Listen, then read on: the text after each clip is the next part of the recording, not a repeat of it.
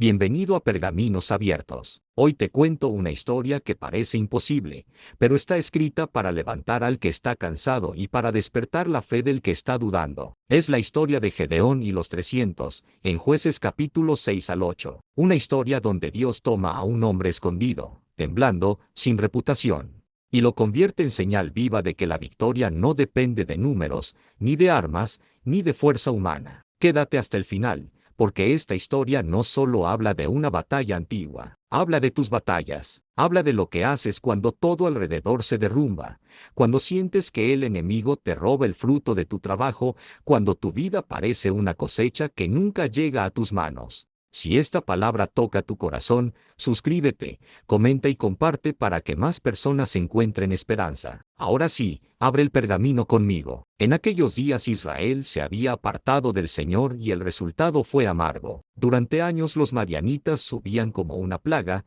arrasaban los campos, se llevaban el ganado, dejaban a las familias sin pan, sin futuro, sin descanso. No era solo pobreza, era humillación. Los israelitas se escondían en cuevas, en montañas, en escondites improvisados, como si la tierra prometida se hubiese convertido en tierra de miedo. Sembraban con esfuerzo y cosechaban con lágrimas, porque antes de que pudieran guardar el grano, el enemigo llegaba y lo destruía todo. Finalmente, cuando ya no quedaba orgullo, cuando ya no quedaba fuerza, el pueblo clamó al Señor, y el Señor respondió, no con un ejército inmediato, sino con una voz que confronta. Envió un profeta que les recordó quién era Él, cómo los sacó de Egipto, cómo los libró de opresores, cómo les dio una tierra, y cómo ellos cambiaron su fidelidad por ídolos. Fue un llamado a despertar, porque antes de la liberación, Dios muchas veces trae luz a la raíz del problema. Israel quería alivio, y Dios primero trajo verdad,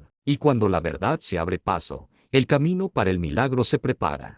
En un pequeño lugar llamado Ofra, bajo la sombra de un árbol, estaba Gedeón. No estaba entrenando para la guerra, no estaba levantando una espada, estaba trillando trigo en un lagar, un lugar donde se pisa uva, no donde se separa el grano. Lo hacía allí porque tenía miedo, estaba escondiendo lo poco que tenía para que los madianitas no se lo robaran. Ese es el escenario donde Dios decide comenzar una revolución. Y entonces aparece el ángel del Señor y pronuncia una frase que parece absurda frente a lo que se ve con los ojos. El Señor está contigo, valiente guerrero. Gedeón escucha esa declaración y responde como muchos responderíamos. Si el Señor está con nosotros, ¿por qué nos pasa esto? ¿Dónde están los milagros que contaban nuestros padres? ¿Por qué sentimos que Dios nos abandonó? Gedeón no disimula su dolor ni su confusión. No finge fe perfecta, y aún así, Dios no se aleja, al contrario, lo llama. Ve con la fuerza que tienes. Yo te envío, tú salvarás a Israel.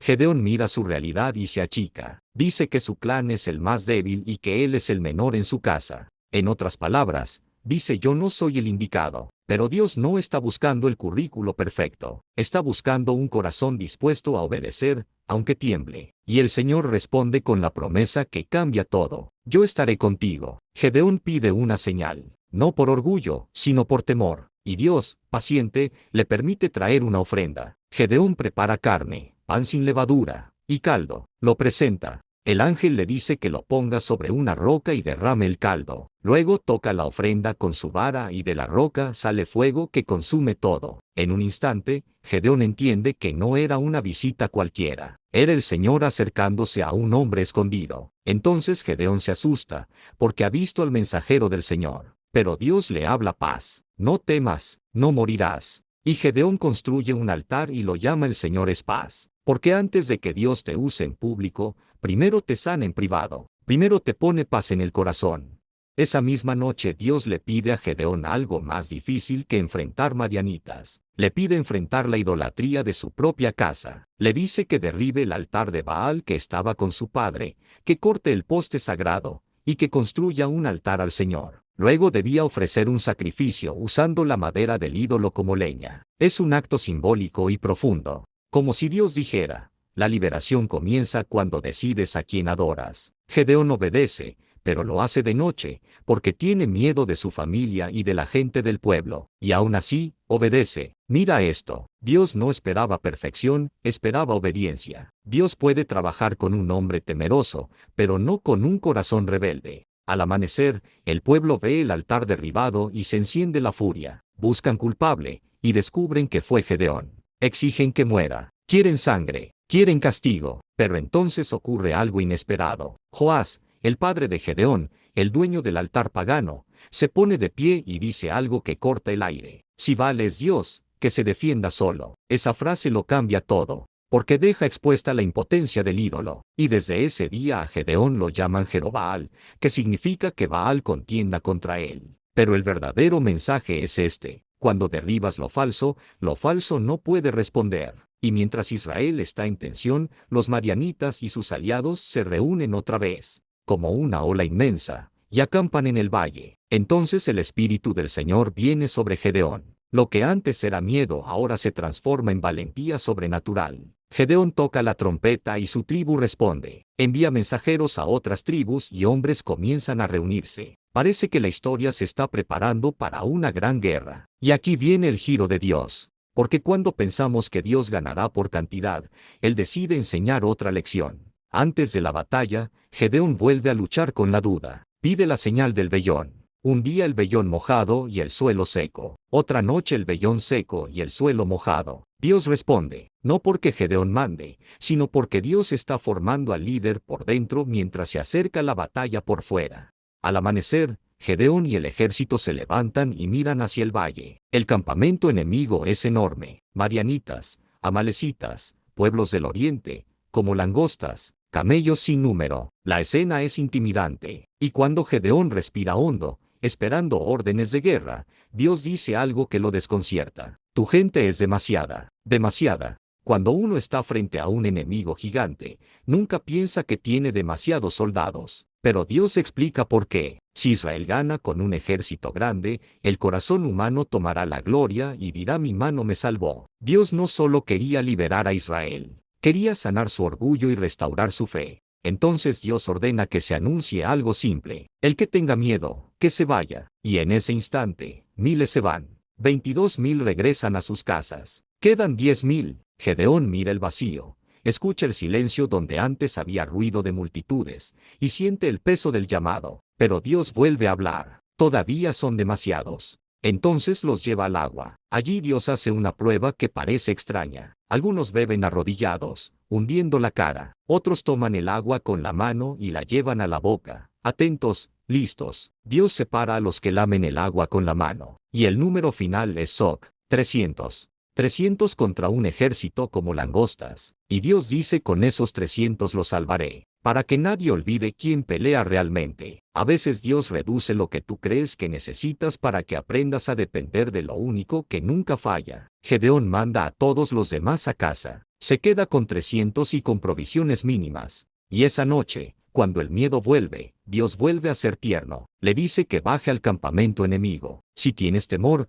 baja con tu siervo, escucha lo que dicen. Y entonces tus manos se fortalecerán. Gedeón baja en silencio. Se acerca al borde del campamento. Escucha a un soldado contar un sueño. Una torta de cebada rueda y tumba una tienda. El compañero interpreta y dice que eso significa que Dios entregó el campamento en manos de Gedeón. Al oírlo, Gedeón adora, no por la fuerza de su ejército, por la confirmación de Dios. Gedeón regresa y mira a sus 300. No les da espadas, no les da escudos, les da trompetas, cántaros vacíos y antorchas escondidas dentro de los cántaros. Es una estrategia que no parece estrategia, pero en realidad es una lección. Cuando Dios dirige, la obediencia se vuelve arma. Gedeón les dice: mírenme y hagan lo que yo haga. Cuando yo toque la trompeta, ustedes también tocarán. Rompan los cántaros, levanten las antorchas y griten. La espada del Señor y de Gedeón. No es un grito para exaltar a un hombre, es un grito que declara autoridad. Dios es el dueño de la batalla, y su siervo está en obediencia. Llegan al borde del campamento en la guardia de medianoche, la hora cuando el sueño es más profundo, cuando la confianza es más peligrosa. De pronto, suena la trompeta. Se rompen los cántaros, las antorchas estallan como fuego alrededor del valle. El sonido, la luz, los gritos, el eco en la oscuridad. y el campamento enemigo entra en caos. Los madianitas despiertan pensando que están rodeados por un ejército enorme. En la confusión, se atacan entre ellos. La Biblia dice que el Señor puso la espada de uno contra otro. La victoria nace del pánico que Dios permite. Y los 300 no corren al centro a pelear cuerpo a cuerpo. Se mantienen firmes, rodeando, obedeciendo. Porque a veces la fe no es moverte, es mantenerte en tu lugar haciendo lo que Dios dijo. El enemigo huye. Israel persigue. Otras tribus se suman a la persecución. Los príncipes enemigos son capturados. La amenaza se rompe. Pero la historia no termina con una noche de victoria. Porque la guerra revela no solo enemigos afuera, sino tensiones adentro. Los hombres de Efraín se enojan. Reclaman que no fueron llamados al inicio. Gedeón responde con humildad, reconociendo su contribución, y la ira se calma. Esto también es liderazgo. Un líder guiado por Dios no busca pelear por orgullo, busca mantener unido al pueblo. Pero la persecución continúa. Gedeón y sus 300 cruzan el Jordán agotados, con hambre, pero sin detenerse. Porque cuando Dios te da una victoria, todavía queda trabajo.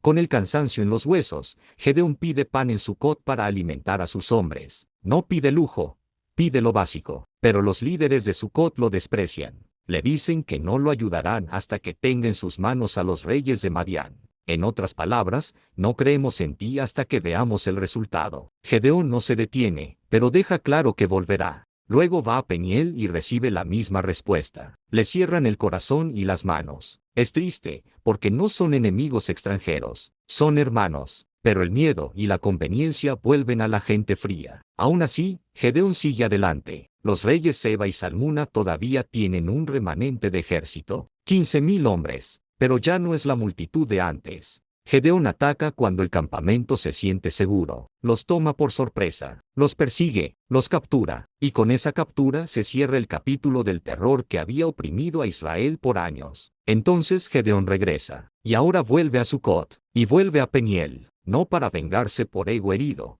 sino para enseñar que no se debe burlarse de la obra de Dios cuando apenas está comenzando. El miedo los hizo negar pan a los que estaban luchando por la libertad del pueblo. La historia muestra que la incredulidad también tiene consecuencias. Luego llega el momento íntimo y doloroso. Gedeón confronta a los reyes y les pregunta por hombres que ellos mataron en Tabor. Ellos describen a esos hombres como si fueran hijos de rey. Y Gedeón revela que eran sus hermanos, hijos de su madre. Allí entendemos que esto no era solo política, era herida personal. Y aún así, Gedeón ejecuta justicia, no como alguien sediento de sangre, sino como un juez levantado para restaurar orden. Después de la victoria, el pueblo se emociona y pide algo peligroso. Le dicen a Gedeón, gobierna sobre nosotros. Tú y tu hijo y tu nieto. Quieren convertir la liberación en una monarquía humana. Y Gedeón responde correctamente, yo no gobernaré sobre ustedes, el Señor gobernará. Esa frase es poderosa, porque la verdadera meta no era que Israel tuviera un héroe permanente, era que Israel volviera a depender de Dios.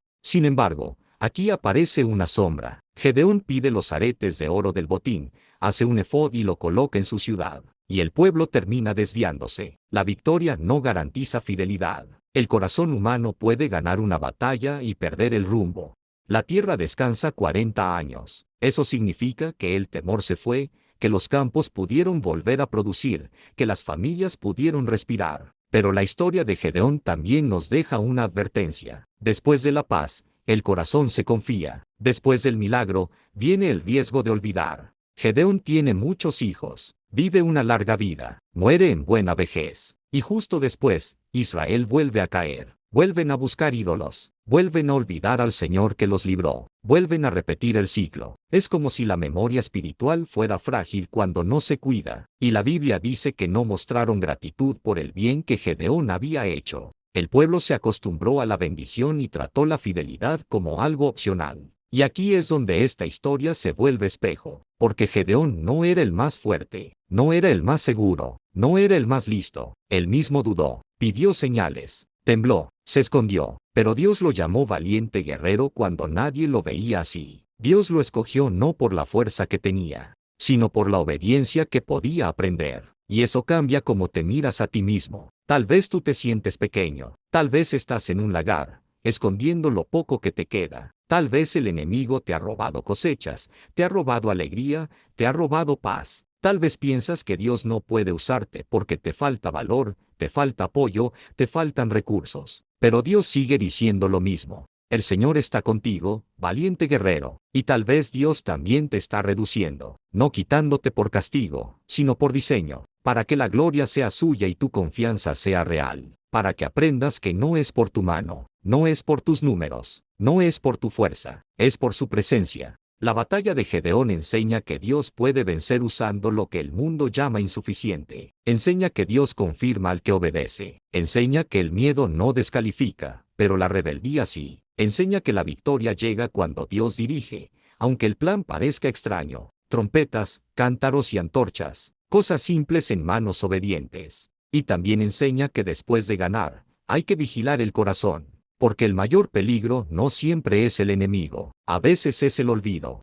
Quiero que cierres este pergamino con una verdad grabada en el alma. Dios no necesita tu exceso, necesita tu entrega. Dios no está esperando que seas el más grande para llamarte. Te llama y luego te forma. Te llama en medio de tu escondite. Te llama en tu duda. Te llama cuando te sientes el menor. Y te dice yo estaré contigo. Cuando Dios redujo el ejército a 300, no estaba humillando a Gedeón. Estaba protegiendo el testimonio. Estaba diciendo Israel no dirá mi mano me salvó. Israel dirá el Señor nos salvó. Y si hoy tú estás frente a una batalla, puedes tomar esa misma frase como ancla. No es por tu espada, no es por tu número, no es por tu capacidad, es por Dios. La historia también te hace una pregunta. ¿A qué altares te aferras? ¿Qué cosas ocupan el lugar que solo Dios merece? Porque antes de salir al valle, Gedeón tuvo que derribar el altar de Baal. Antes de enfrentar al enemigo de afuera, tuvo que cortar el ídolo de adentro. Y esa parte duele, porque es personal, pero es libertad. Y si sientes que tu fe es frágil, recuerda el vellón.